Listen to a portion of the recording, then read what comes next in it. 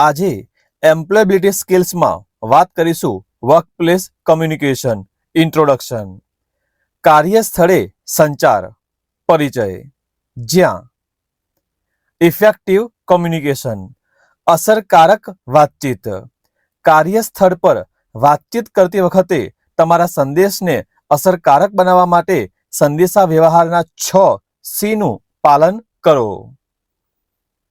1. Clear સ્પષ્ટ, 2.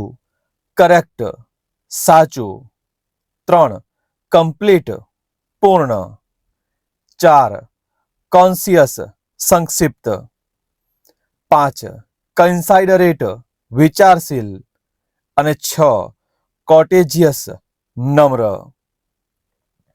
આ સિવાય eliminate the barriers to effective communication અસરકારક સંદેશા વ્યવહારમાં આવતા અવરોધોને દૂર કરો, જ્યાં નંબર 1 લેંગ્વેજ ડિફરન્સીસ ભાષા તફાવતો, 2 અનફેમિલિયર વર્ડ્સ અજાણ્યા શબ્દો, 3 ડિફરન્ટ સ્ટાઇલ્સ ઓફ કમ્યુનિકેશન સંચારની વિવિધ શૈલીઓ,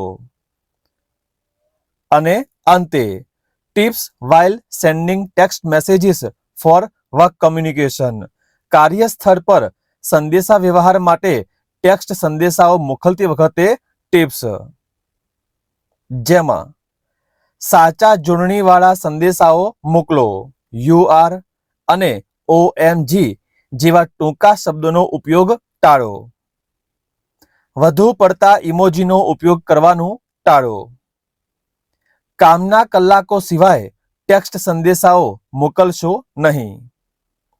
જો તમને વિગતવાર જવાબ અથવા લાંબી ચર્ચાની જરૂર હોય તો ફોન કોલ પર અથવા મીટિંગમાં વાત કરવી વધુ સારું છે.